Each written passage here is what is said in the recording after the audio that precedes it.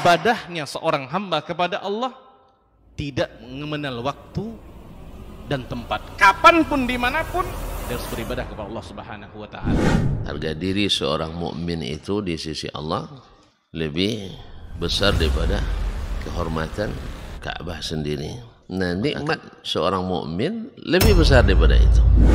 Man amila li akhiratihi kafahu Allahu amra dunia. Barang siapa yang beramal untuk akhiratnya, Allah akan cukupkan baginya urusan dunianya. Berjuang dengan harta untuk membela agama Allah Subhanahu wa Ta'ala, hendaklah menjadi penopang terhadap dakwah ini, bukan sebaliknya yang menghalangi dakwah ini, tapi jadilah keluarga muslim yang menopang dakwah Islam. Kenikmatan dunia ini lebih remeh dari sekedar sayap seekor nyamuk. Tidak patut bagi seorang yang beriman bersedih ketika tidak mendapatkan kenikmatan dunia. Nabi SAW katakan, la tahkiranna 'anil ma'rufi syai'a walau an talqa akhaka biwajhin tariq. Bismillahirrahmanirrahim. Jangan kamu pandang remeh. Assalamualaikum warahmatullahi wabarakatuh.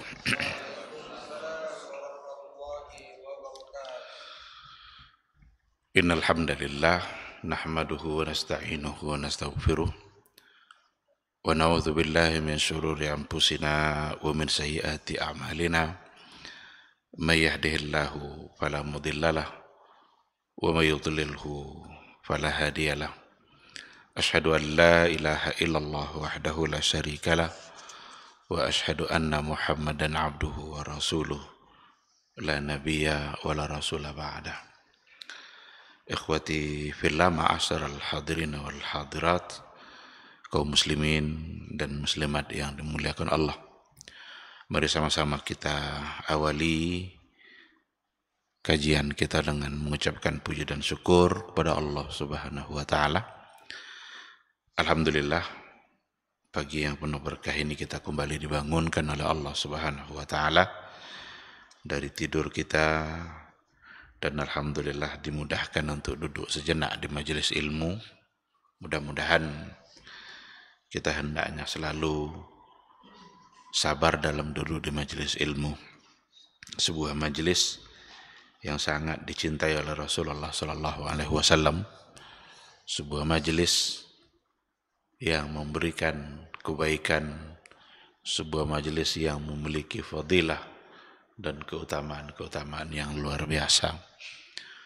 Mudah-mudahan Allah semakin mendekatkan kita kepada surganya. Man salaka tariqan yaltamisu fihi ilman sahalallahu lahu bihi tariqan ilal jannah. Siapa yang menempuh satu jalan tujuannya untuk mendapatkan ilmu, maka Allah akan mudahkan baginya jalan menuju surga. Mudah-mudahan Allah menurunkan ketenangan hati, senantiasa kita diliputi oleh rahmat dan kasih sayang Allah, serta mudah-mudahan kita mendapatkan doa-doa baik, doa-doa keampunan dari para malaikat, bahkan dari makhluk-makhluk Allah yang lainnya. Sama-sama kita juga harus senantiasa berselawat dan bersalam untuk Rasul kita yang mulia, Nabi Muhammad sallallahu alaihi wasallam. Allahumma salli ala Muhammad wa ala ali Muhammad. Mudah-mudahan kita adalah orang-orang yang senantiasa bangga untuk berada di atas sunnahnya, orang-orang yang hendaknya selalu bersemangat untuk mendalami hukum dan aturan-aturan yang telah beliau sampaikan, tidak hanya sekedar menjadi wawasan saja, tetapi harus dibuktikan, dilaksanakan, dan diaplikasikan dalam kehidupan keseharian kita. Tidak ada jalan selamat selain daripada jalan yang telah digariskan oleh Rasulullah Sallallahu Alaihi Wasallam. Kalau ada orang yang mencoba untuk mencari jalan selain dari jalannya, maka pasti akan tertolak, dan di akhirat kelak dia akan menjadi orang-orang yang merugi. Mudah-mudahan di yaumul mahsyar semua kita insya Allah pantas dan layak untuk mendapatkan syafaat, pertolongan dari Rasulullah sallallahu alaihi wasallam.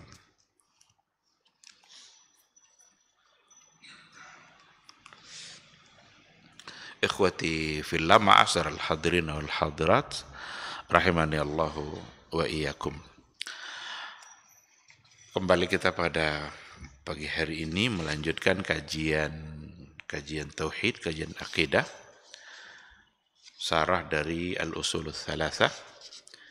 Kita masih berada pada al-aslul tsalis, di bagian awal, pondasi yang ketiga, di mana kita harus mengenal siapa nabi kita. Yang terakhir yang sudah kita bahas adalah khasais an-nabi sallallahu alaihi wasallam, kekhususan, keistimewaan yang ada atau yang dimiliki oleh Rasulullah sallallahu alaihi wasallam. Kalau dikatakan khasais berarti khusus, hanya pada dia. Itu tidak berada pada nabi-nabi yang lain. Kalau ada juga pada nabi yang lain, berarti bukan lagi khasais. Maka yang kita bahas pada waktu sebelumnya itu semua adalah keistimewaan yang ada hanya pada Rasulullah sallallahu alaihi wasallam. Seperti risalahnya yang mencakup untuk semua umat.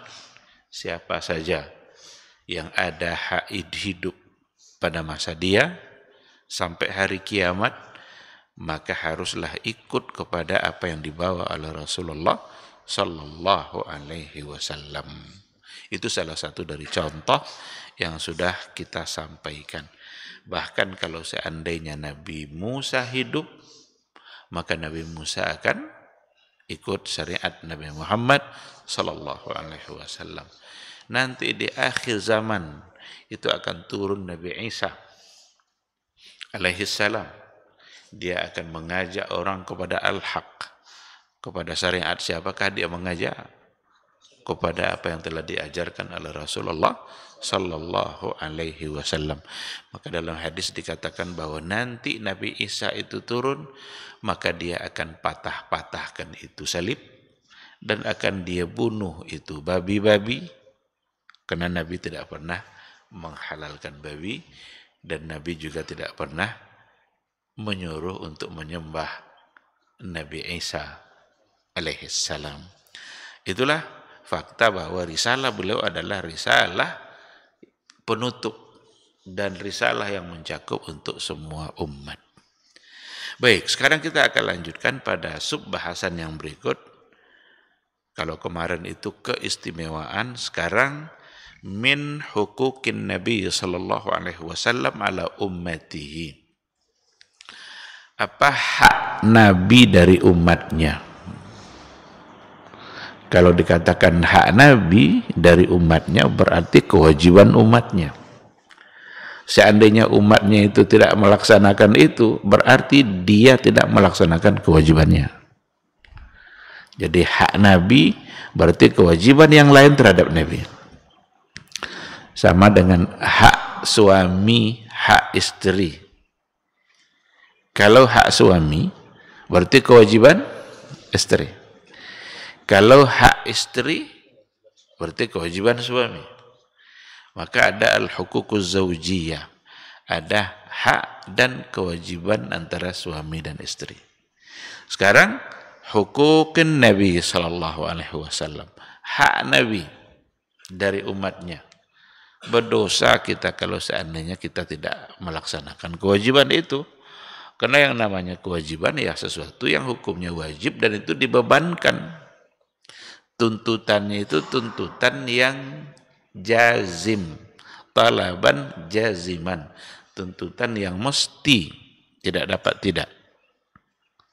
Oleh karena itu penting bagi kita untuk memberikan hak Nabi kepadanya. Baik. Ada beberapa poin yang akan kita bahas sesuai dengan ketersediaan waktu kita. Yang pertama sekali, hak Nabi dari kita adalah al-imanul mufassal binubuwatihi wa risalatihi wa i'tiqadun naskhi risalatihi li jami'ir risalatis sabiqah. Yang pertama adalah beriman secara terperinci, secara detail dengan kenabiannya dan risalah yang telah beliau bawa. Jadi kita mesti mempercayai semua yang ada di dalam risalah yang telah disampaikan oleh Rasulullah Sallallahu Alaihi Wasallam, beriman dengan kenabiannya.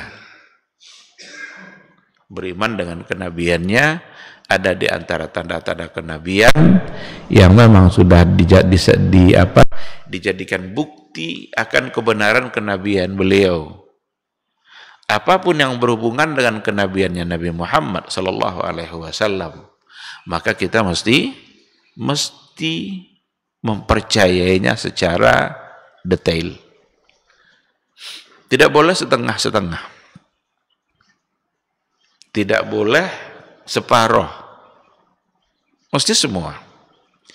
Wa bi risalatihi, dan juga beriman kepada risalahnya secara detail, secara keseluruhan.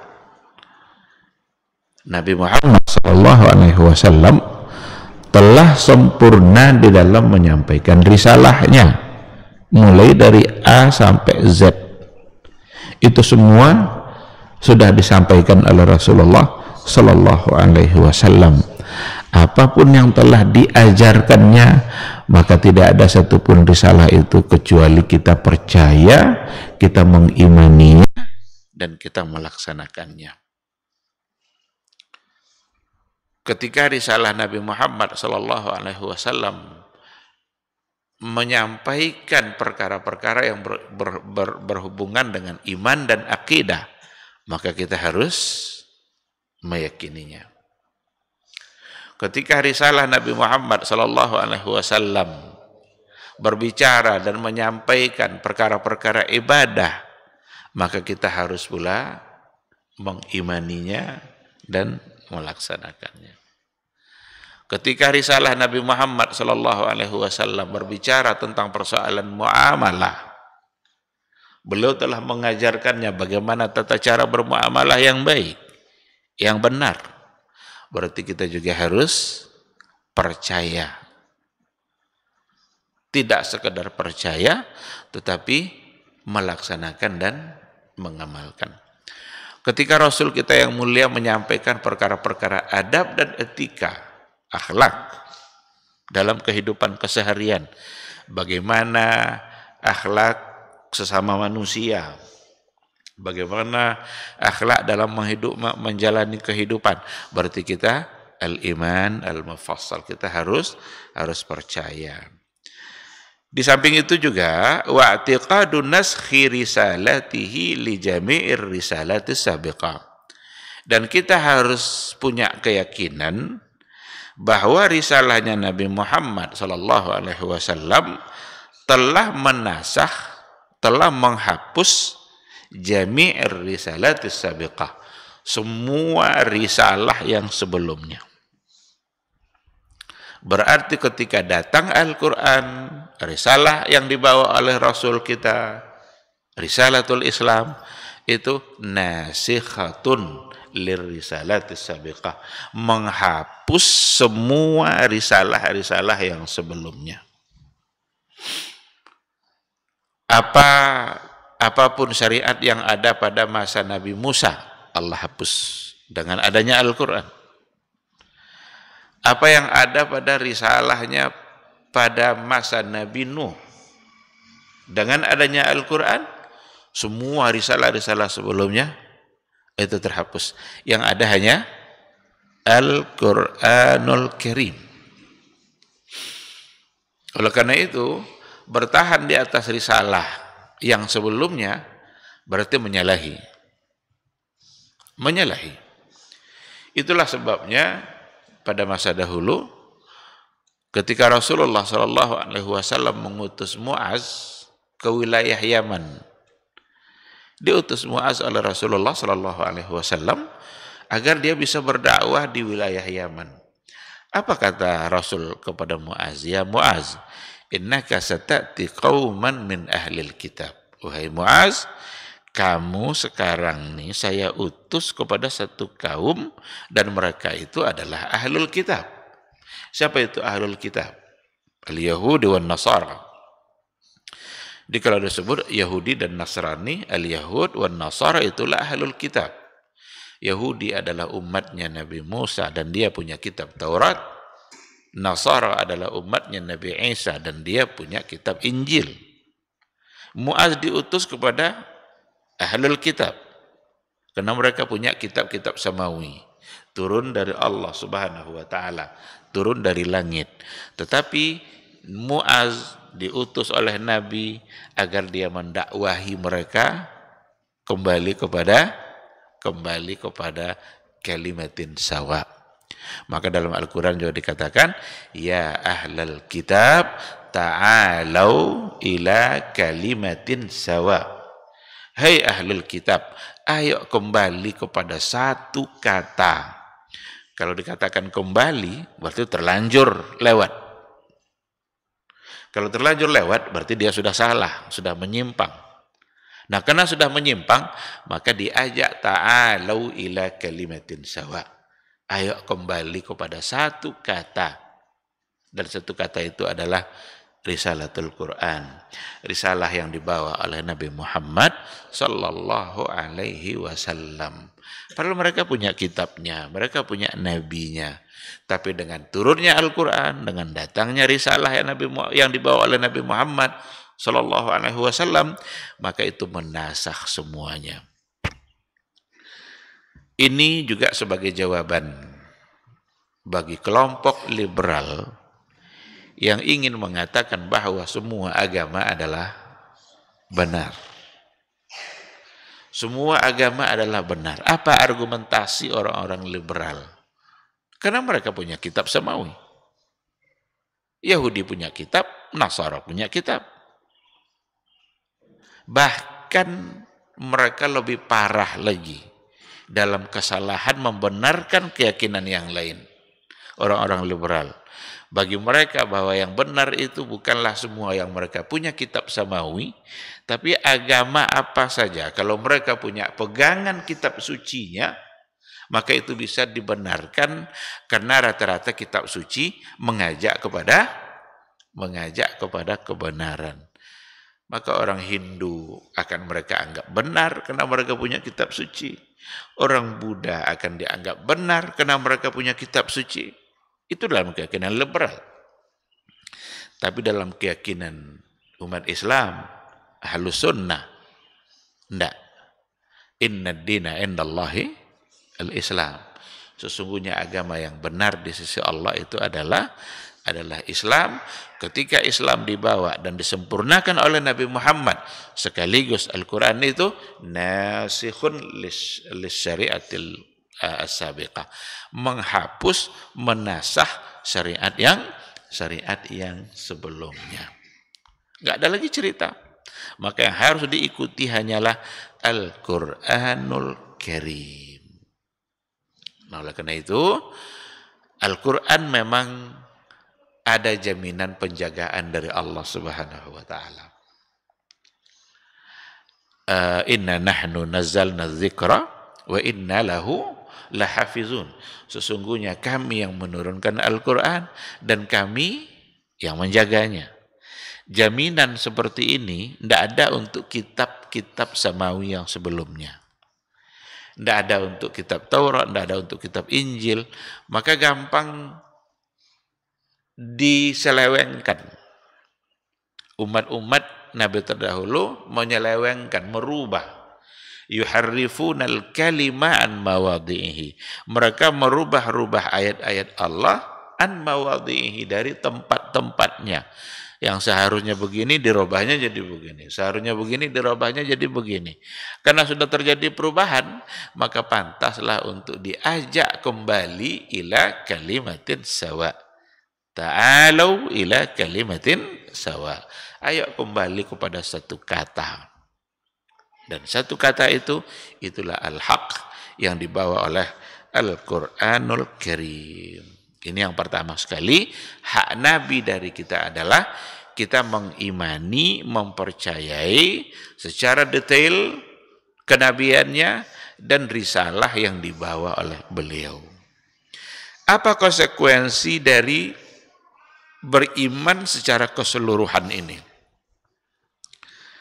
Wa min muqtada hadzal iman, konsekuensi dari iman seperti ini adalah tasdiquhu sallallahu alaihi wasallam fima akhbar wa ta'atuhu fima amar wa ijtinabu ma naha anhu wa zajar wa alla ya'budallaha illa bima syara'. Ini konsekuensi. Jadi kalau seandainya kita sudah percaya secara keseluruhan, secara detail dan apa yang dibawa oleh Nabi, maka konsekuensinya yang pertama, tasdiquhu fima akhbar. Kita mesti membenarkan beliau, membenarkan Nabi Muhammad sallallahu alaihi wasallam fima akhbar, pada apa-apa yang telah dia beritakan, pada semua yang telah dia sampaikan, mesti kita tasdik, mesti kita benarkan. Wa ta'atuhu fima amar, dan mentaati pada apa-apa yang telah dia perintahkan. Wa jtinabu ma naha anhu wa zajar, dan menjauhi apa-apa saja yang telah beliau larang, mesti dijauhi. Wa alla ya'budallah illa bima syara', dan bahwa kita tidak boleh menyembah Allah, beribadah kepada Allah illa bima syara', kecuali dengan apa yang telah dia syariatkan. Ini konsekuensi. Jadi ada 4 konsekuensi dari poin yang pertama ini. Kalau benar-benar kita beriman secara rinci, secara detail kepada risalah yang dibawa oleh Nabi kita, Nabi Muhammad sallallahu alaihi wasallam, maka konsekuensinya tasdiquhu fima akhbar. Wajib kita benarkan, kita yakini, kita percaya pada apa-apa yang telah beliau beritakan. Apa yang telah disampaikannya, kita imani. Tidak boleh ada satu pun yang kita tolak sesuatu yang telah disampaikan oleh Rasulullah sallallahu alaihi wasallam.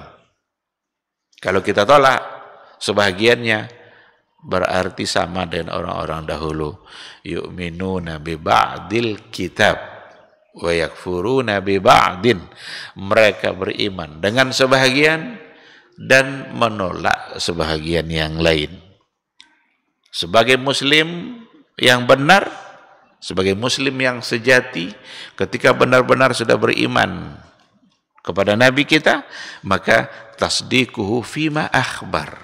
Kita harus membenarkan pada apa yang telah beliau beritakan. Apa saja yang telah diberitakan oleh Rasulullah sallallahu alaihi wasallam? Banyak hal dalam syariat. Ada yang diberitakan oleh Rasulullah sallallahu alaihi wasallam melalui ayat-ayat yang dibawa oleh Jibril. Jibril turun dari langit sana membawakan ayat-ayat Al-Quranul Karim untuk kemudian Nabi memberitakan kepada kita dan menyampaikannya, maka kita mesti percaya. Dan ada pemberitaan yang datang dari Nabi, sesuatu yang diberikan penjelasan oleh Nabi sendiri dari apa-apa yang ada dalam Al-Quran. Ketika Al-Quran datang secara mujmal, ketika datang Al-Quran dengan sesuatu yang belum terlalu dipahami oleh para sahabat, maka Nabi melaksanakan fungsinya. Fungsi Nabi adalah menjelaskan apa yang ada di dalam Al-Quranul Karim. Ketika Nabi kita menyampaikan dan tidak memberikan penjelasan apapun sampai dia wafat, maka apa yang ada dalam Al-Quran itu pula lah yang harus kita terima, yang harus kita yakini, tanpa mencoba untuk merubah-rubah, tanpa mencoba untuk menolak, menyelewengkannya, mengganti-ganti maknanya, mentakwil-takwilkannya, ketika memang Nabi kita tidak memberikan penjelasan tentang itu. Ada banyak ayat Al-Quranul Karim yang disampaikan oleh Rasulullah SAW tentang Allah, tentang Allah, Dan kita sebagai hamba Allah tentu harus kenal dengan Allah. Dan itu ada pada pondasi yang pertama, al-aslul awal. Kita sekarang sudah berada pada pondasi ketiga, asas yang ketiga. Pondasi pertama ma'rifatullah, sudah cukup panjang dulu kita berikan penjelasan. Sekarang kita bisa kembali lagi kepada penjelasan itu. Ketika Allah memberikan penjelasan tentang diri dia dan Nabi tidak memberikan penjelasan apapun, maka kita juga harus melakukan apa yang dilakukan oleh Rasulullah sallallahu alaihi wasallam. Dan kita harus percaya, karena mempercayai itu bagian dari iman. Apa contoh ayat yang sudah sangat sering kita ulang-ulang dan memang penting untuk sering diulang-ulang? Karena di sisi lain ada pula banyak orang yang mencoba untuk mengaburkan maknanya, memalingkan maknanya, mentakwilkan maknanya, padahal mereka tidak punya satu dalil pun dari Quran Sunnah untuk memalingkan makna itu. Yang mereka punya hanyalah pikiran dan akal mereka. Apa contohnya? Satu ayat yang untuk menyatakan Allah subhanahu wa ta'ala terkait dengan pengenalan kita terhadap Allah. Apa bunyi ayatnya? Ar-Rahmanu 'alal 'arsy istawa. Ar-Rahmanu 'alal 'arsy istawa. Jibril turun membawa ayat itu. Disampaikan oleh Jibril kepada Nabi Muhammad sallallahu alaihi wasallam, dan Nabi menyampaikan pula kepada para sahabat, Ar-Rahmanu 'alal 'arsy istawa. Allah berada, bersemayam dalam artian berada di atas aras, dan Nabi tidak pernah memberikan penjelasan seperti apa beliau beristawa, seperti apa beliau berada di atas aras. Tidak ada sama sekali penjelasan dari Rasulullah sallallahu alaihi wasallam. Rasul hanya percaya dan sahabat pun meyakini sebagaimana yang diyakini oleh Rasulullah sallallahu alaihi wasallam. Ini diantara akhbar, ini diantara berita yang disampaikan oleh Rasul yang ada dalam Al-Quran.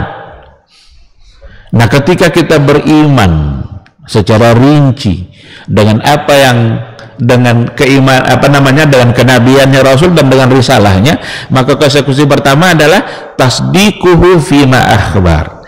Kita mesti percaya, meyakini apa yang telah dia beritakan, dan ini salah satu yang diberitakan oleh Rasulullah sallallahu alaihi wasallam, ada dalam Al-Quran. Kalau seandainya kita tidak percaya, berarti kita tidak beriman secara sempurna dengan apa yang telah disampaikan oleh Rasulullah sallallahu alaihi wasallam. Jangan terjebak kepada pemikiran-pemikiran yang ada dalam berbagai aliran yang berkembang setelah Nabi wafat, atau setidaknya yang sangat berkembang itu setelah wafatnya semua sahabat. Walaupun bibit-bibit pemikirannya sudah ada, tapi berkembang nanti melalui berbagai aliran yang ada setelah itu, yang biasa disebut dengan aliran kalam, ahlul kalam, yang mencoba untuk memahami apa yang telah diberitakan Allah, tidak lagi sekedar kecenderungannya untuk mengimaninya, tetapi bahkan justru memperdebatkan. Padahal soal iman, soal ketuhanan, soal Allah bukan untuk diperdebatkan, karena itu masalah gaib, dan masalah gaib tidak mungkin untuk kita perdebatkan. Masalah gaib itu hanya mungkin untuk kita imani sesuai dengan yang diberitakan oleh as-sadiqul masduq, yang benar dan lagi dibenarkan, as-sadiqul amin, jujur terpercaya.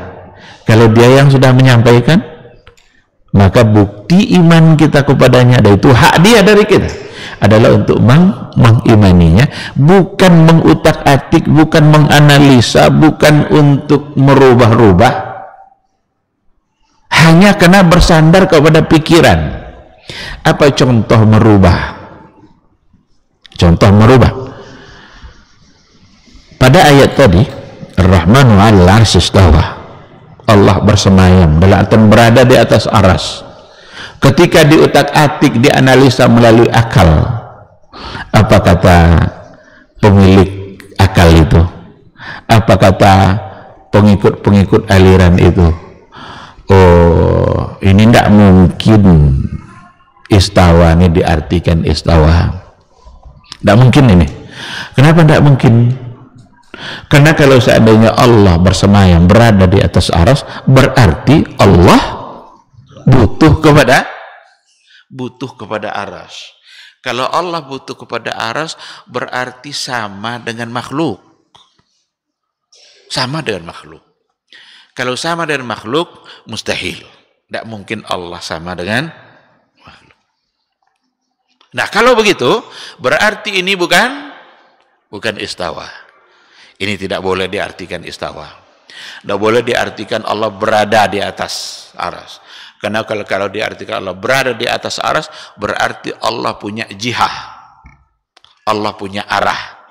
Berarti Allah butuh kepada makhluk. Ada tidak penyampaian seperti ini datang dari Nabi kita? Tidak ada. Sama sekali tidak ada. Carikan satu saja dari Nabi kita yang mencoba untuk mengartikan seperti tadi, bahwa istawa itu bukan istawa, tapi mereka rubah. Itu artinya adalah istaula. Yang pertama mengartikan istawa dalam ayat itu, dan istaula itu adalah pentolan seorang Mu'tazilah. Pentolan Mu'tazilah, karena Mu'tazilah memang satu kelompok yang berpegang kepada akal dan logikanya. Al-Qadhi Abdul Jabbar, dialah yang pertama memaknai istawa menjadi istaula, lalu diikutkan oleh kelompok-kelompok berikutnya, aliran-aliran setelahnya seperti Asy'ariyah, Maturidiyah, ikut dengan kelompok itu. Kenapa demikian? Karena ada kesamaan manhaj antara Asy'ariyah dan Mu'tazilah dalam persoalan ini. Apa itu? Taqdimul aqli 'alan nas, mendahulukan akal daripada nas. Itu kesamaan mereka. Meskipun orang-orang Asy'ariyah sendiri belakangan mengatakan terbagi kepada dua bagian pula, ada yang mentakwil, ada yang mentafwid. Tapi tafwidnya juga tidak bisa diterima. Tafwid itu artinya menyerahkannya kepada Allah. Yang mereka tafwid itu bukan kaifiyahnya, tetapi maknanya yang ditafwid. Berarti kita tidak paham dengan maknanya. Dan semua sifat-sifat yang ada untuk Allah Subhanahu wa taala, maknanya ditafwidkan oleh sebagian Asy'ariyah dalam artian serahkan saja kepada Allah, dan kita tidak paham. Maka kata yadun, kata tangan, yadullah, tangan Allah, tidak boleh diartikan tangan Allah, karena serahkan kepada Allah. Kalau begitu nanti berapa banyak ayat-ayat Al-Quran yang belum dipahami maknanya. Padahal Nabi wafat, semua sudah sempurna, termasuk makna dari ayat Al-Quranul Karim. Oleh karena itu, yang paling selamat dalam persoalan ini adalah tariqatus salaf, manhaj, metode ulama salaf, wabil khusus para sahabat yang dibina langsung oleh Rasulullah sallallahu alaihi wasallam. Ar-Rahmanu 'alal 'arsy istawa. Allah berada di atas aras. Itu ayatnya, dan bukan pula satu ayat dalam Al-Qur'anul Karim. Nabi pun tidak pernah memberikan penjelasan secara rinci. Maka kita beriman dengan istawa 'alal 'aras. Allah berada di atas aras. Tetapi kita jangan sekali-kali mencari-cari kaifiyah seperti apakah, duduk bersilakah, seperti apa, wallahu alam. Itu kita tidak akan pernah sampai, karena Nabi memang tidak pernah menjelaskannya. Ini contoh di antara fima akhbar Apa yang ada dalam Al-Quran yang diberitakan juga disampaikan oleh Rasulullah, dan kita berkewajiban untuk mengimaninya. Kalau kita tidak mengimaninya, berarti kita menyimpang dalam berakidah, tidak sama dengan akidah Rasulullah Sallallahu Alaihi Wasallam. Karena takwil-takwil yang ada itu tidak pernah dilakukan oleh Nabi dalam ayat tadi itu, dan tidak mungkin itu yang dikatakan akidahnya Rasulullah Sallallahu Alaihi Wasallam. Apa contoh akhbar yang datang dari Nabi untuk menjelaskan apa yang ada pada ayat? Jadi datang ayat Al-Quran, lalu Nabi memberikan penjelasan. Di antaranya ada ayat Al-Quranul Karim yang berbunyi, lilladzina ahsanul husna wa ziyadah. Lilladzina ahsanul husna wa ziyadah. Bagi orang-orang yang beriman, berbuat ihsan, berbuat baik, dia mendapatkan husna wa ziyadah. Dia mendapatkan surga dan tambahannya. Jadi ada ahsanul husna wa ziyadah. Dia mendapatkan surga dan tambahan. Di dalam hadis yang diriwayatkan oleh Imam Muslim, Nabi memberikan penjelasan tentang makna ziyadah. Apa makna dari ziyadah itu? Dapat surga, orang-orang yang beriman pada Allah, berbuat ihsan, baik, maka masuk surga. Selain dia mendapatkan surga, wa ziyadah, ada tambahannya. Nabi kita sendiri, Nabi Muhammad Sallallahu Alaihi Wasallam menjelaskan bahwa yang dimaksud dengan ziyadah di sini adalah an-nazaru ila wajhillahil karim. Melihat, memandang secara langsung kepada wajah Allah yang mulia.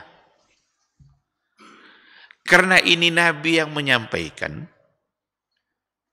berarti bukti kita beriman kepada Nabi adalah tasdiquhu fima akhbar. Kita benarkan apa yang telah dia beritakan. Karena ini datang dari Nabi dan datang dari hadis yang sahih. Dapat surga wa ziyadah. Dan ziyadah di sini an-nazaru ila wajhillahil karim. Memandang, melihat kepada wajah Allah. Jangan coba-coba dirubah. Oh, tidak mungkin wajah Allah. Padahal ada ayat yang lain. Wa yabqa wajhu rabbika dzul jalali wal ikram.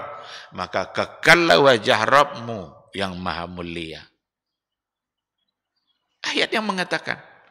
Tapi kalau dibawa kepada pemikiran-pemikiran aliran yang ada, aliran kalam. Seperti yang kita katakan tadi. Tidak mungkin ini. Kenapa demikian? Karena wajah itu adalah aksesoris makhluk. Wajah adalah aksesoris makhluk. Kalau dia aksesoris makhluk, tidak mungkin ada pada Allah. Kalau begitu, wajah di sini bukanlah wajah. Maka mereka takwilkan pula kata wajah itu. Apa di antara takwil yang mereka sampaikan? Kerajaan, kekuasaan Allah. Maka kekallah wajah Allah. Segala sesuatu akan hancur. Segala sesuatu akan binasa kecuali wajah Allah. Kalau diartikan wajah itu kekuasaan, kira-kira kekuasaan itu apa maksudnya? Bukankah alam ini semua adalah dalam kekuasaan Allah? Semua dalam kekuasaan Allah. Alam yang begini besar, itu semua kekuasaan Allah. Kalau itu tidak hancur, berarti yang hancur apa? Oleh karena itu, mentakwilkan kata wajah kepada selain wajah, hanya karena dengan asumsi itu aksesoris makhluk, tidak benar. Karena Nabi kita mengimaninya, dan sahabat ikut Nabi dalam mengimaninya. Maka kewajiban kita hari ini tasdiquhu fima akhbar, percaya, mempercayai semua yang telah dia beritakan, termasuk dalam persoalan ini. Jangan ditakwil-takwil. Ketika kita bicara wajah, kita tidak sedang bicara ini. Ini kebetulan kita wajah begini. Tapi ketika kita bicara wajah Allah, kita sedang berbicara tentang satu kosakata yang artinya wajah.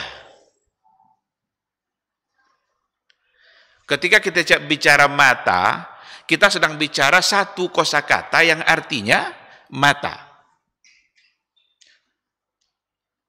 Bapak tahu enggak? Mata pancing. Mata pancing. Tahu? Dua matanya. Saat kita bilang mata pancing, ada orang yang ingin mancing, datang dia ke toko alat-alat pancing. Bang, kasih mata pancing. Apakah penjual itu terbayang oleh dia dua mata? Itu baru kita bicara makhluk. Jadi ketika kita bicara wajah, tidak sedang bicara ini. Tapi bicara satu kosakata yang artinya wajah. Kalau untuk sesama makhluk saja sudah berbeda, apalagi dengan Khalik. Nah, itulah. Dulu juga pernah saya berikan contoh. Kalau lewat di jalan tol, itu ada bacanya, jangan berhenti di bahu jalan. Kayak ini bahu jalan, tak? Gimana bahu jalan? Coba lewat jalan tol nanti, Bangkinang, Pekanbaru, ada tertulis, jangan berhenti di bahu jalan. Berarti jalan punya bahu. Punya dada juga berarti. Nah, maka ketika bicara wajhu rabbik, wajah Allah, wajah itu satu kosakata, tidak sedang bicara ini. Tapi sedang bicara satu kosakata yang artinya wajah, dan Allah punya.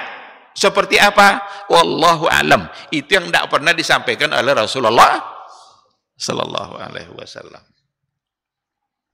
Pernah dengar telinga kuali? Telinga kuali.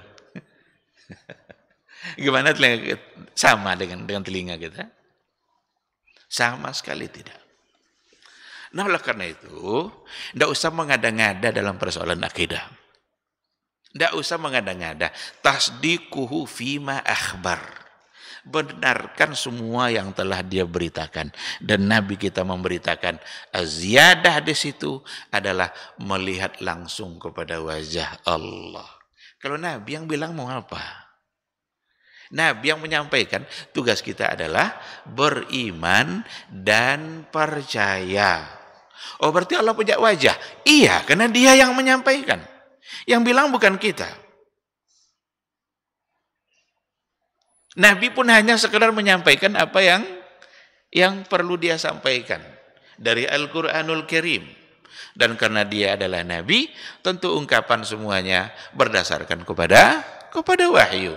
Wa ma yantiqu 'anil hawa in huwa illa wahyun yuha. Merubah-rubahnya justru kita tidak punya alasan, tidak punya dalil. Kalaupun ada nanti di antara ayat Al-Quran yang di situ ada wajah Allah, lalu kemudian ditakwil atau ditafsirkan, ada semacam pentakwilan, tetapi takwil di situ bukanlah dikarenakan menolak wajah pada Allah, tapi sekedar untuk memberikan makna yang dimaksud. Ada memang nanti kita bisa temukan bagaimana para ulama memberikan penafsiran. Seperti aina ma tuwallu fasamma wajhullah. Kemanapun kamu arahkan, kemanapun kamu menghadap, aina ma tuwallu, kemanapun kamu menghadap, fasamma wajhullah, maka di sana ada wajah Allah. Apa di antara makna dan penafsirannya?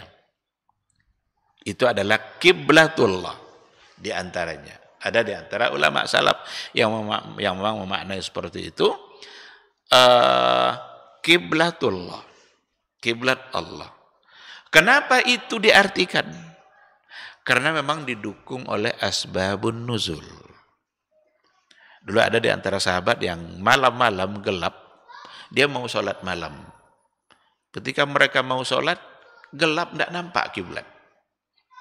Tidak nampak arah, kiblatnya kemana ini, karena gelap. Mereka berada di dalam tendanya, karena dalam satu perjalanan. Kemudian mereka memilih satu arah. Salatlah mereka ke arah yang mereka yakini dalam gelap-gelap seperti itu. Ternyata ketika subuh datang, mereka sadar kalau arah mereka malam tadi salah, kiblatnya salah. Sampai di Madinah melaporlah kepada Nabi, ya Rasulullah, malam tadi kami begini-begini, ternyata kami salah arah, turunlah ayat ini. Ainama tuwallu fathamma wajhullah. Kemanapun kamu arahkan wajahmu, maka di sana kiblatullah. Kiblat Allah. Ada seperti itu. Tetapi apakah mengartikan wajah menjadi kiblat menolak Allah punya wajah? Tidak. Inilah beda antara ta'wil ahlil kalam dengan tafsirnya ulama salaf. Ta'wil ahlul kalam ketika merubah makna wajah karena menolak adanya wajah bagi Allah. Dianggap tidak pantas karena itu aksesoris makhluk. Tetapi ulama salaf ketika menafsirkan wajah menjadi kiblat, karena kiblat itu diantara bahasa Qurannya juga wijha. Wijha. Jadi walikullin wijhatun huwa muwalliha. Maka wajhun dan wijha itu kan satu akar kata. Oleh karena itu penafsirannya masih memiliki akar kata dan kesamaan pada makna. Tapi ketika ditakwilkan karena ditolak, tidak ada kesamaan makna. Apa kesamaan makna wajah dengan kerajaan? Secara bahasa apa? Tidak ada. Tidak ada ahli bahasa yang mengatakan seperti itu. Bahwa wajah itu punya kesamaan makna dengan kerajaan. Tidak ada. Itulah bedanya antara takwil ahlil kalam dengan tafsirnya ulama salaf. Dan ternyata petinggi-petinggi mereka seperti Imam Ar-Razi, Imam Al-Juwaini, orang yang dibangga-banggakan oleh orang-orang Asy'ariyah dalam persoalan ta'wil, ternyata di akhir hayatnya, seperti yang ada dalam kitab Syarah Al-Aqidah At-Tahawiyah, Ibn Abil Izz Al-Hanafi, itu dia bahas satu bab. Dia bahas satu subbahasan penyesalan petinggi-petinggi aliran kalam terhadap apa yang telah mereka lakukan. Semua mereka menjadi ragu, tidak menyampaikan kepada keyakinan. Termasuk diantaranya adalah Imam Ar-Razi dan Imam Al-Juwaini. Ada dalam kitab itu diberikan penjelasan. Bahkan Imam Al-Juwaini sendiri melarang orang untuk memahami Allah dengan cara yang telah dia lakukan. Dan dia mengaku, ha'anadha amutu ala aqidati ummi. Ini saya sekarang mewafat nih dan saya wafat di atas akidah ibu saya. Berarti dia tinggalkan. Karena dia bilang, ya ashabal kalam, la tastaghilu bil kalam. Ya ashabana, la tastaghilu bil kalam. Hei sahabat-sahabat kami, jangan kalian menyibukkan diri, menghabiskan waktu dengan cara-cara kalam dalam mengenal Allah. Itu kata-kata dia. Kalaulah saya tahu, saya akan jadi begini nih tidak akan pernah saya pelajari itu. Itu menyesal dia. Imam Ar-Razi juga bilang seperti itu. Di akhir hayatnya. Dan justru dia mengaku dalam persoalan akidah. Aqrabut turuq tariqatul Quran. Cara yang paling dekat, yang paling tepat itu adalah tariqatul Quran. Imam Ar-Razi bilang seperti itu. Lalu dia katakan begini, wa fil isbat, di dalam mengisbatkan sifat-sifat Allah, kan ada ayat, Ar-Rahmanu 'alal 'arsy istawa. Wa fin nafi, dan dalam nafinya ada laisa kamitslihi syai'un. Berarti dengan ungkapan dia itu, Imam Ar-Razi sendiri pada akhirnya dia beriman dengan Ar-Rahmanu 'alal 'arsy istawa, itu isbat. Harus diisbatkan untuk Allah. Allah beristiwa di atas arsy. Dan juga harus dinafikan laisa kamitslihi syai'un. Tidak ada yang serupa dengan Allah. Berarti dia berada di atas arsy tetapi laisa kamitslihi syai'un. Dan dia sendiri mengatakan tariqatul Quran Itulah cara Al-Quran yang paling tepat di dalam mengenali Allah Subhanahu wa ta'ala. Jadi kalau imam-imamnya sudah seperti itu, mau dibela juga. Kadang dituduh-tuduh pula bahwa kitab itu sudah dirubah-rubah. Karena kalau ada kitab-kitab yang bertentangan dengan ini kitabnya ada dirubah nih. Siapa yang merubah? Wahabi katanya. Bukan Wahabi kan salah. Orang kalau sudah tertutup hatinya menerima kebenaran, itu mencari cara untuk berlindung. Itulah yang disalahkan. Padahal tercatat, terbukti, ada bukunya. Ibnu Abil Iz Al-Hanafi, Syarah Al-Aqidah At-Tahawiyah. Dan itu pentolan mereka. Petinggi mereka yang sangat dibangga-banggakan. Al-Juwaini dan Ar-Razi. Mereka kembali. Berarti mereka wafat di atas akidah yang benar. Dia meninggalkan apa yang sebelumnya dia yakini. Karena dia sendiri yang mengaku. Ha'anaza amutu ala aqidati ummi. Au amutu ala aqidati ajaizi Naisabur. Itu ungkapan dia dalam kitab tadi itu. Saya wafat di atas akidah ulama-ulama Naisabur. Siapa di antara ulama Naisabur? Imam Muslim. Di antara ulama Naisabur. Imam Muslim An-Naisaburi. Nah, jadi tidak ada kata lain bagi kita. Benar-benar tasdiquhu fima akhbar. Apa saja yang diberitakan Nabi. Maka kewajiban kita beriman. Dalam persoalan akidah. Ada hubungannya nanti sama dengan mengenal Allah. Ada berhubungan nanti hal-hal yang akan terjadi. Nabi menyampaikan perkara-perkara yang akan terjadi di akhir zaman. Ada pada hadis. Perkara-perkara yang akan terjadi nanti setelah hari kiamat. Ini semua gaib ini. Yang gaib-gaib begini masuk dalam iman. Dan kalau sudah masuk ke dalam perkara iman, berarti memang untuk dibenarkan. Kalau mau diutak-atik juga dengan pikiran, pasti berujung atau setidaknya rata-rata berujung pada penolakan. Karena akal tidak kuat untuk menerima hal-hal yang seperti itu. Azab kubur umpamanya, mau kita akali juga? Iya, tidak ada azab kubur itu. Dan ada memang yang mencoba mengakal-akali. Ketika ada jenazah dikubur, dititipnya tape recorder untuk merekam suara malaikat. Nanti diambil kembali, diputar ulang. Kok tidak ada suara terekam? Kalau ada malaikat nanya pasti bisa direkam oleh. Oh, kalau begitu azab kubur tidak. Itu akhir dari penilaian akal. Ketika akal sudah tidak sampai ke sana, maka yang akan terjadi adalah penolakan demi penolakan. Penolakan terhadap sifat-sifat Allah tadi itu memang karena yang dikedepankan adalah akal. Menyebut Allah di atas saja itu dianggap tidak boleh. Padahal Nabi sendiri yang mengatakan. Berarti Nabi salah. Kita juga secara fitrah kalau nyebut Allah selalu tangan nunjuk-nunjuk. Yang menolak itu pun, yang menolak Allah di atas itu pun, kalau bilang Allah tangannya gini-gini terus. Berarti fitrah tidak bisa ditolak kan? Kalau yang dimaksud dengan atas itu masih berada pada level makhluk, mungkin. Level makhluk itu maksudnya aras ke bawah.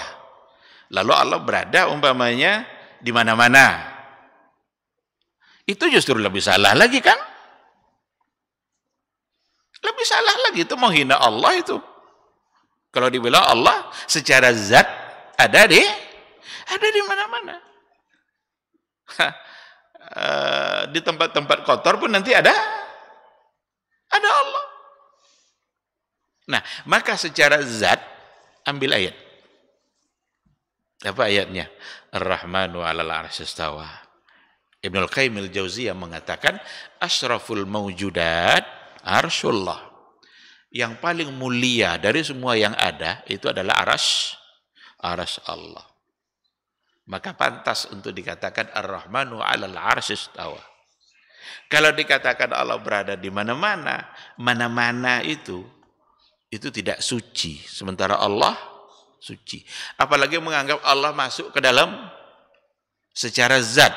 Kalau secara ma'rifah kita terhadap Allah, memang hati yang akan mencintai Allah. Benar. Tapi kalau secara zat,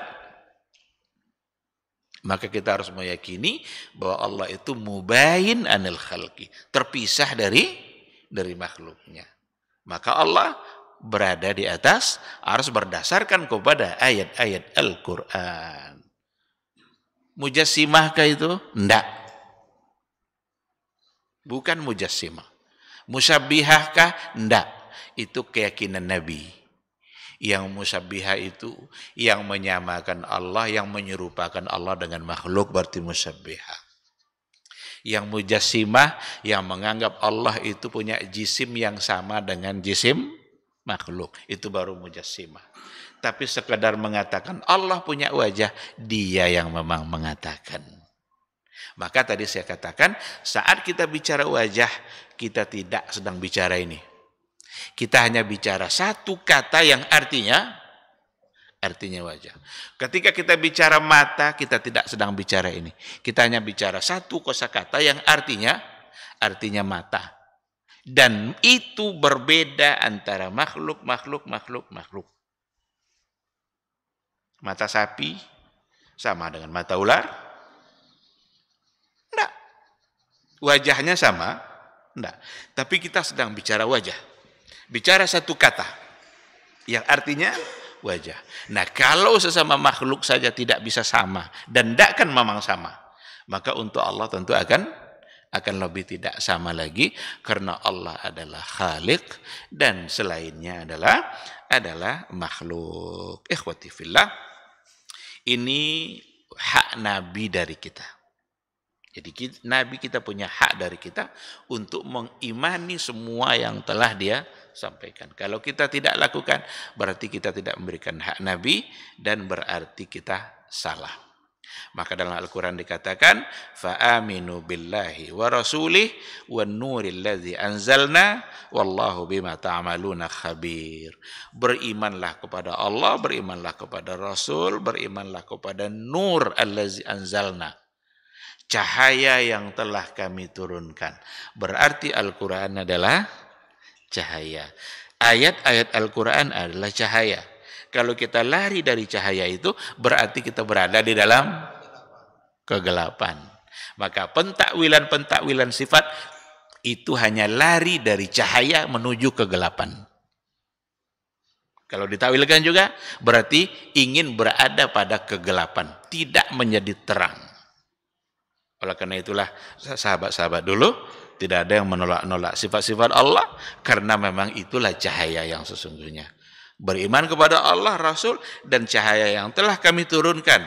Wallahu bima ta'maluna khabir, dan Allah dengan apa saja yang telah yang kalian perbuat khabir. Dia maha mengetahui semuanya. Ini di antara ayat. Yang berikutnya, saya kira pemahamannya sekedar mengulang-ulang. Ini sengaja saya ulang kembali karena ini bagian yang terpenting. Yang berikutnya, mentaati apa yang semua dia perintahkan. A pula kita, B pula. Tapi kalau A kata Nabi, B kata kita. Kalian ke kanan kata Rasul, kita pergi ke kiri. Sejalan enggak kira-kira? Tentu enggak sejalan. Kita tidak lagi kita mengimaninya, justru menyalahi dan menyelisihinya. Tentu kita akan berujung kepada penyimpangan. Menjauhi apa yang telah dia larang, wa alla ya'budallaha illa bima syara', dan tidak beribadah kepada Allah, tidak menyembah Allah kecuali dengan apa yang telah dia syariatkan. Sudah sempurna cara beribadah kita, sudah sempurna bentuk penghambaan kita yang diajarkan Nabi. Oleh karena itu berpeganglah kepada apa yang telah dia syariatkan, jangan cari-cari yang lain. Terakhir, barangkali cukup satu saja, ada ayat Al-Quran sebagai dalil dari poin yang pertama ini, yaitu wa ma atakumur rasulu fakhuzuhu wa ma nahakum anhu fantahu. Al-Hasyr ayat 7. Kalau yang ayat sebelumnya At-Taghabun ayat 8. Jadi wa ma atakumur rasul, apa yang telah dibawa oleh Rasul, fakhuzuhu, ambil itu. Ambil dalam artian imani. Wa ma nahakum anhu fantahu, apa yang telah beliau larang maka hindari, maka jauhi. Wattaqullah innallaha syadidul iqab, bertakwalah kepada Allah, sesungguhnya Allah dahsyat iqabnya. Baik ikhwati fillah, sekira ini materi kita pada pagi hari ini. Kita cukupkan satu hak dulu. Insyaallah nanti kita sambung pada pertemuan yang akan datang. Mudah-mudahan kita semakin mencintai Rasul kita dan semakin mampu untuk membuktikan keyakinan kita secara sempurna dengan apa yang telah disampaikan oleh beliau, tanpa ada sedikit pun penolakan-penolakan, pentakwilan-pentakwilan yang tak jelas. Jangan mudah tertipu bahwa sesungguhnya takwil itulah akidah Nabi. Banyak orang hari ini yang ngaku-ngaku seperti itu. Takwil-takwil itulah yang akidah Nabi. Tapi mereka tidak akan pernah bisa membuktikan bahwa Nabi mentakwil sebagaimana takwil yang mereka lakukan. Yang dilakukan Nabi justru menjauhi semua itu, karena pentakwilan asalnya adalah akal dan pemikiran, dan Nabi tidak memainkan itu dalam keimanannya kepada Allah Subhanahu wa taala. Terima kasih. Apakah ada yang mau ditanyakan atau silakan. Assalamualaikum.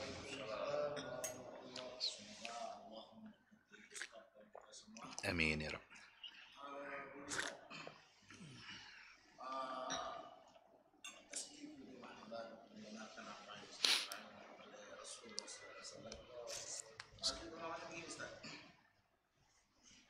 Apa batasan antara yang disampaikan Rasulullah SAW, ini adalah wajib, ini adalah sunnah?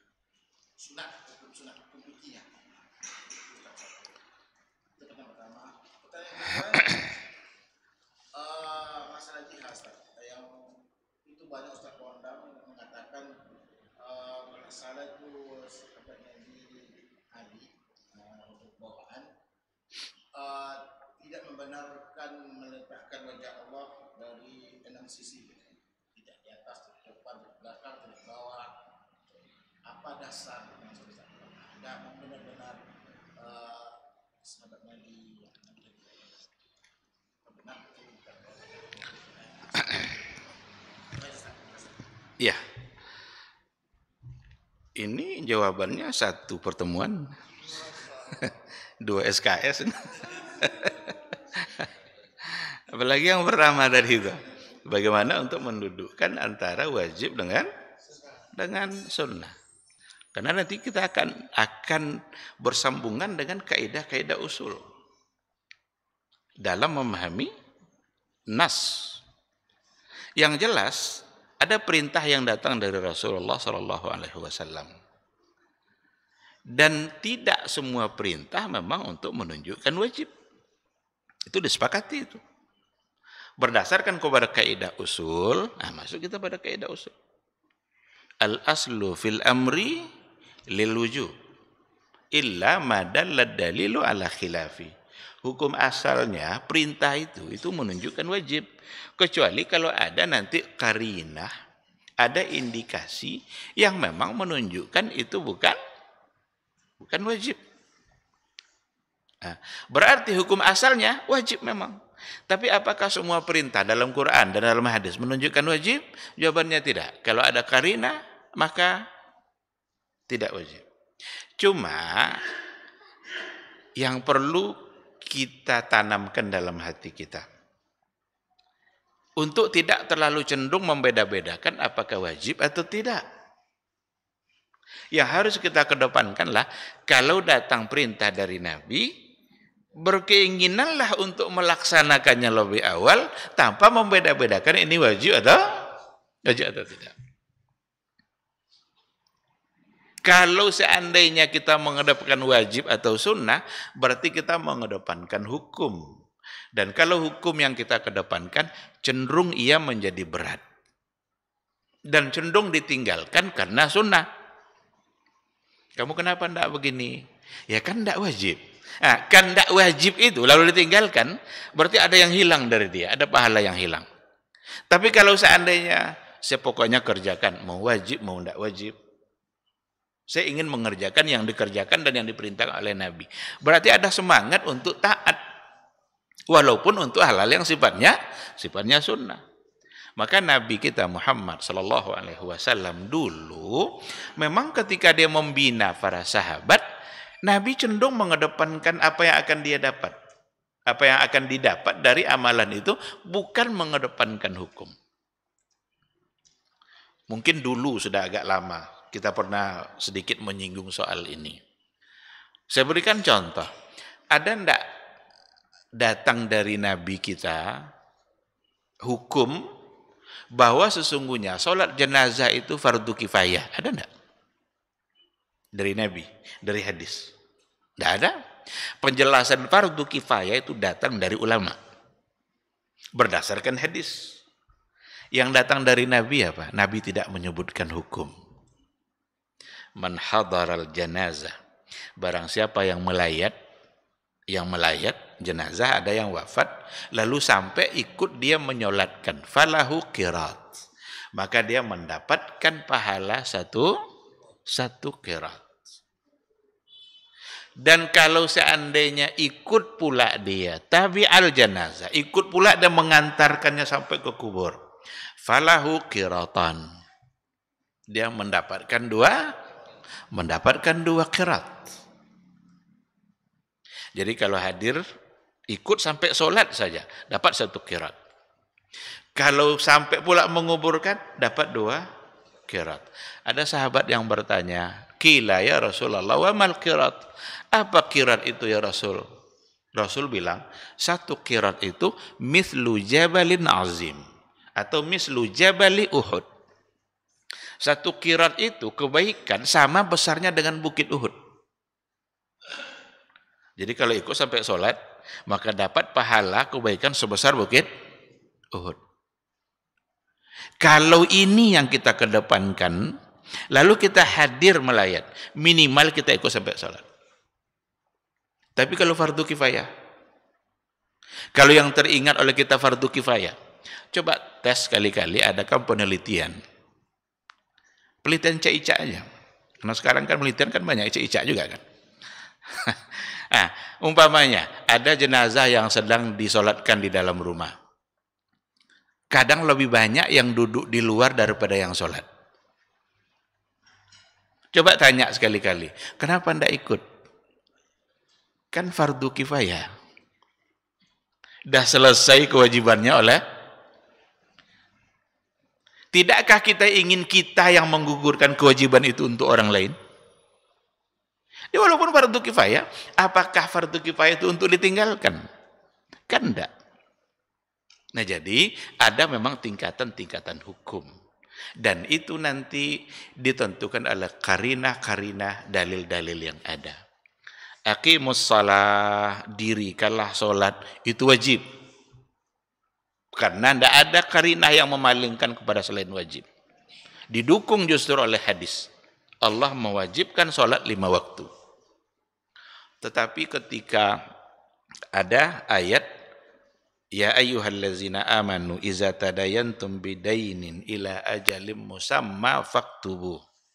Apabila kalian bertransaksi hutang piutang sampai pada waktu yang kalian sepakati, faktubu, maka tulislah.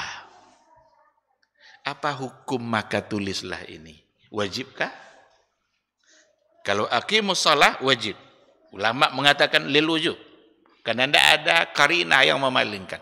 Tidak ada indikasi yang memindahkan kepada yang wajib. Tapi untuk ayat ini, para ulama mengatakan laisa min babil wujub. Bukan menunjukkan wajib, tetapi min babin nadab wal irsyad. Itu hukumnya adalah sunnah dan irsyad. Irsyad itu bimbingan. Apa karinahnya? Banyak. Salah satunya, perintah menulis diturunkan kepada generasi yang rata-rata tidak bisa, mungkin tidak diwajibkan. Kan generasi dulu terkenal generasi yang ummi. La naktub wa la nahsib. Kita enggak ahli tulis, enggak ahli baca, enggak ahli hitung. Tapi bukan berarti tidak ada yang pandai menulis. Ada. Khulafa Rasyidin itu semuanya ahli dalam tulis baca. Abu Bakar, Umar, Utsman, Ali. Ali adalah orang menulis surat-surat Nabi. Ahli dia, tapi tidak semua, tidak merata. Nah, bagaimana mungkin mewajibkan menulis kepada generasi yang tidak ahli menulis? Maka ayat yang sesudahnya, wa in kuntum ala safarin wa lam tajidu katiban. Jika kalian dalam keadaan safar, berhutang juga kalian. Walam tajidu katiban. Lalu kalian tidak menemukan ada orang yang menulis. Berarti memang tulis baca itu bukan sesuatu yang wajib. Apa gantinya? Farihanum makbudah. Ganti dengan barang yang digadaikan. Ini karinah namanya. Ini dalil-dalil yang memalingkan dari wajib pindah kepada ini. Karena ayat sesudahnya sudah mengatakan, kalau kalian safar, pergi ke Sumbar. Sampai di Sumbar hilang duit. Kita mau minjam. Ada orang percaya sama kita kalau kita tidak dikenal. Nah sekarang kita perlu sekali uang itu. Ada orang mau meminjamkan. Apa jaminannya kalau balik ke Pekanbaru lalu kembali ke sana bayar hutang? Jangankan pergi ke sana sengaja bayar hutang. Sesama di Pekanbaru aja kadang hutang tidak dibayar. Nah maka kalau dalam keadaan safar, farihanum makbudah, maka gantinya barang yang digadaikan. Tinggalkan jam tangan. Nanti saya datang bang, kalau tidak datang nih jam tangan saya. Biar tidak ada pihak yang terzalimi. Kalau sudah seperti itu, berarti tidak lagi tulis kan? Maka menandakan bahwa uktubu tadi bukan untuk wajib. Ini contoh nih, contoh ada yang wajib, ada yang sunnah. Bahkan ada yang mimbabi al-irsyad tadi itu bahkan di bawah nadab. Untuk sesuatu yang mubah, dia perintah tapi mubah. Kulu wasrabu. Makanlah, minumlah. Ada perintahnya. Wala tusrifu, dan jangan berlebihan. Larangannya ada pada berlebihannya. Berarti perintah juga tapi mimbabi al-ibahah. Nah gitu kira-kira gambaran sekilas ya. Tentu tidak akan cukup dengan gambaran itu saja. Karena kalau kita bicara usul fikih, bicara kaidah-kaidah, ini memang memerlukan waktu yang lebih luas. Yang kedua apa tadi? Iya. Ada hal-hal yang disandarkan kepada Ali bin Abi Thalib, tapi ternyata ketika diteliti betul tidak. Itu seperti ungkapan Allahu mawjudun bila makan, wa huwa kamakan, macam-macam lah. Dia seperti Allah ada tanpa tempat, dan dia masih seperti dahulu tanpa tempat. Itu disandarkan kepada Ali bin Abi Thalib. Tapi ketika masyayikh kita mencoba untuk mencari, ndak Ali yang ngomong itu, ndak ditemukan sumbernya itu. Yang kata-kata tadi itu. Justru ada dari pentolan-pentolan orang-orang Mu'tazilah lagi, atau orang-orang yang dalam aliran kalam itu. Jadi memanfaatkan satu ungkapan yang disandarkan kepada Ali bin Abi Thalib. Yang tadi itu saya tidak tahu, tidak pula bisa memastikan apakah benar datang dari Ali atau tidak. Perlu untuk diteliti. Namun ada penjelasannya oleh para ulama. Allah sunyi dari 6 jihah. Kalau dikatakan sunyi dari 6 jihah, yang dimaksud jihah adalah makhluk, maka itu betul. Karena Allah mubayin anil khalqi, terpisah dari makhluk. Tidak di kiri, tidak di kanan, tidak di atas dalam artian atasnya posisi makhluk, maka bisa betul secara zat. Tapi kalau atas dalam artian secara umum, Nabi yang mengaku keimanan seorang budak perempuan ketika ditanya aina Allah, dibilang Allah fis sama. As-sama itu as-sumu. Sumu itu sesuatu yang tinggi. Al-ulu. Apa saja kalau dia tinggi maka sama. Maka disebut dengan sama dalam bahasa. Sehingga ketika dia mengatakan fis sama dan Nabi membenarkan, maka maksudnya itu berada pada ketinggiannya. Allah itu qahirun fauqa ibadi. Berkuasa fauqa ibadi, di atas hambanya. Bukankah itu bentuk dari kata-kata yang artinya di atas? Oh, itu fauqa itu bukan tempat itu, tetapi bukan makan, tapi makanah Ustaz. Bukan menunjukkan tempat, tapi menunjukkan kedudukan. Bahwa Allah itu kedudukannya tinggi daripada makhluk. Kalau sekedar diartikan kedudukan, ini ungkapan yang tidak ada artinya. Karena kedudukan Allah sudah pasti. Ada orang menganggap Allah lebih rendah dari makhluk? Tidak ada. Kalau soal kedudukan, jangan bandingkan pula Allah dengan makhluk. Itu sama dengan membandingkan pedang dengan tongkat. Kita menghina pedang sebenarnya. Kalau kita katakan, ini pedang ini lebih tajam dari tongkat nih. Kita sedang menghina pedang ini nih. Berarti pedang ini tidak tajam nih. Ya kan? Kalau dikatakan namanya, wali kota itu lebih terhormat dari tukang sapu. Mungkin dikatakan seperti itu. Maka ungkapan seperti itu, ungkapan yang tidak ada artinya. Maka fauqa di situ bukan makanah, tapi makan. Bukan kedudukan, tapi tempat. Karena tidak mungkin Allah dibanding-bandingkan kedudukannya dengan makhluk. Karena Allah sudah pasti. Tetapi yang ingin didudukkan bahwa Allah tinggi berada di atas makhluknya. Itu baru menjadi satu kemuliaan. Kita memberikan kemuliaan kepada Allah karena memang dia tidak ada yang lebih tinggi daripada dia. Nah, kalau mau dimaknai seperti itu, maka bisa benar. Tetapi ya perlu untuk dipastikan apakah itu ungkapan Ali bin Abi Thalib, karena banyak hal-hal yang disandarkan kepada Ali bin Abi Thalib ternyata datang dari orang-orang Syiah. Orang Syiah kan sok-sok mencintai Ali dia. Sok-sok mencintai Ahlul Bait. Padahal dia membenci istri Rasul. Mereka benci sama Aisyah Ummul Mukminin. Kalau memang cinta Ahlul Bait, bukankah Aisyah adalah istri Rasul, Ahlul Bait? Kenapa tidak ikut mereka cintai? Nah, jadi banyak yang disandarkan kepada Ali yang ternyata sumbernya adalah berasal dari orang-orang Syiah. Tapi yang tadi wallahu alam saya tidak mengatakan iya atau tidak, perlu untuk diteliti. Tapi yang Allahu mawjudun bila makan itu sudah ada di antara ustaz-ustaz kita yang mencoba meneliti betul, ternyata itu tidak ada sanadnya sampai kepada Ali bin Abi Thalib. Wallahu a'lam. Baik, saya kira kita cukupkan sampai di sini. Insyaallah kita sambung pada pertemuan yang akan datang. Semoga majelis ini mampu mengokohkan keyakinan kita kepada Allah, cinta kita kepada Rasulullah sallallahu alaihi wasallam. Jangan berani-berani untuk mencari jalan kehidupan selain yang telah diajarkan oleh Rasulullah sallallahu alaihi wasallam. Semoga kita semua selamat dunia dan akhirat. Amin amin ya rabbal alamin.